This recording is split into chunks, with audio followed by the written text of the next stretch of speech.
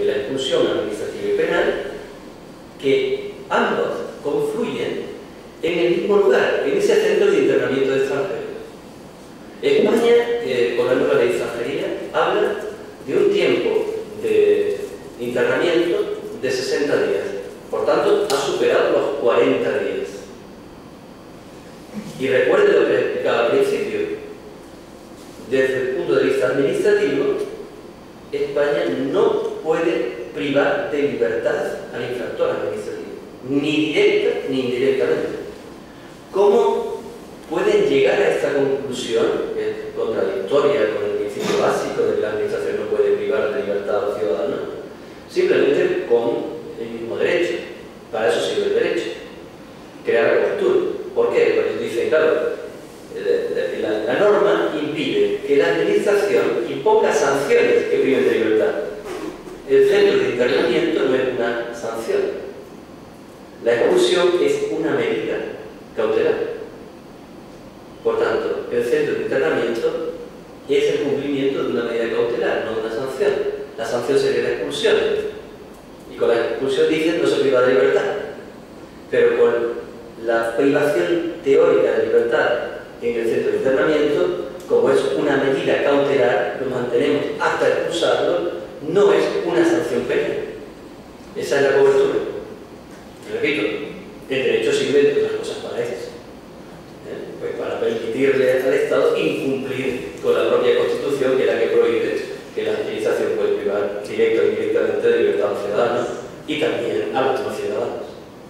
Pues bien, curiosamente, estamos viviendo un momento en el que ese centro de internamiento, que como saben, entre otros, hay muchísimos, pero hay uno de ellos que está en el mismo aeropuerto de Barajas. Si un viaje que hagan a Madrid, se pueden acercar y lo verán. Y esto, evidentemente está hacinado, completo, ¿no? Pero está pasando en España, está pasando en Holanda, está pasando en Francia, están todos hacinados. Porque están conviviendo, como les decía al principio, tanto infractores administrativos como infractores penales. Y hay directivas del Consejo de Europa, directivas del Parlamento Europeo, que prohíben mezclar infractores administrativos e infractores penales. Y sin embargo, esas directivas se están incumpliendo sistemáticamente. Bien.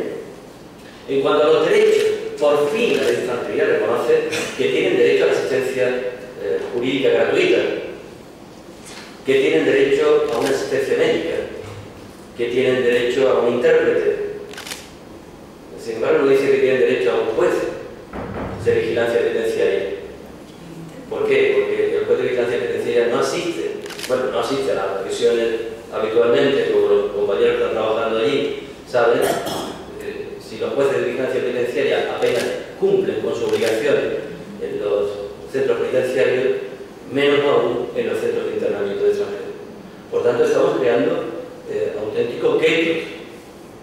Si a esto le unimos la discriminación policial, si a esto le unimos el racismo institucional, el racismo y la discriminación policial que es diaria, estamos en un mundo en el que el modelo de microfascismo es real. Como Agamben ha dicho muchas veces, el judío era el referente en el campo de concentración, pero hoy día nuestro referente aquí es el inmigrante. Estamos hablando de personas que realmente, con el concepto de humano, dejan de serlo. Porque no reúnen los mínimos de participación en el sistema y la organización formal que exigía Luhmann, ¿no? Para considerar a alguien como persona. Y eso ha llevado a una degradación de todos los derechos. Si de ahí pasamos, no quiero terminar esta primera parte sin recordarles que hay la directiva de 2008 que no hablaba de un límite temporal de 60 días como en España.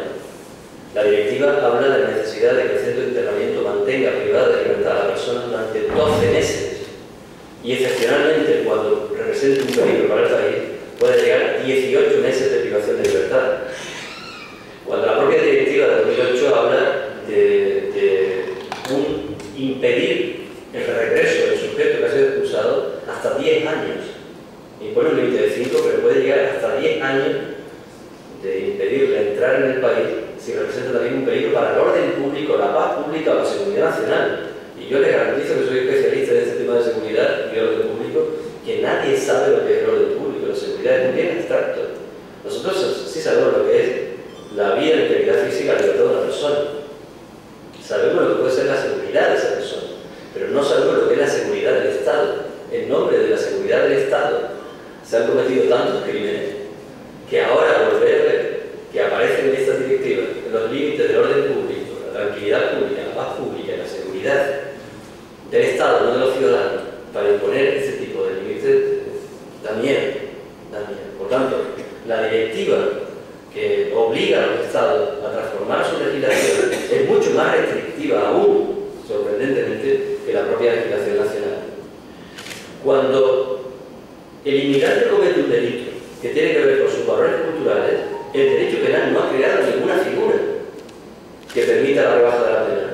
Estamos condenando exactamente igual al padre que lleva a cabo la ablación de clítoris en su tierra que al psicópata que actúa porque le da la gana por placer mutilando el clítoris de una chica de 12 años.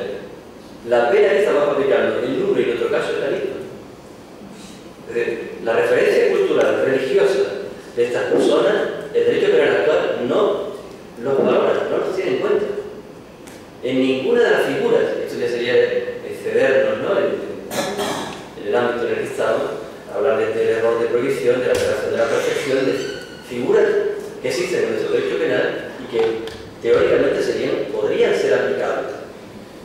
En el caso del ecuatoriano que he comentado al principio, afortunadamente el tribunal está valorando, ahí sí, la existencia, pero lo está valorando porque en ese tribunal hay un amigo mío que es Perfecto Andrés Ibáñez, que es un artista clásico y que es un hombre que jamás se baja los pantalones y también mantiene esas teorías cuando ahora en el Supremo, lleva ya unos años en el Supremo, y gracias a Perfecto Andrés estamos consiguiendo algunas sentencias en las que se está valorando la existencia de esa cultura diferente.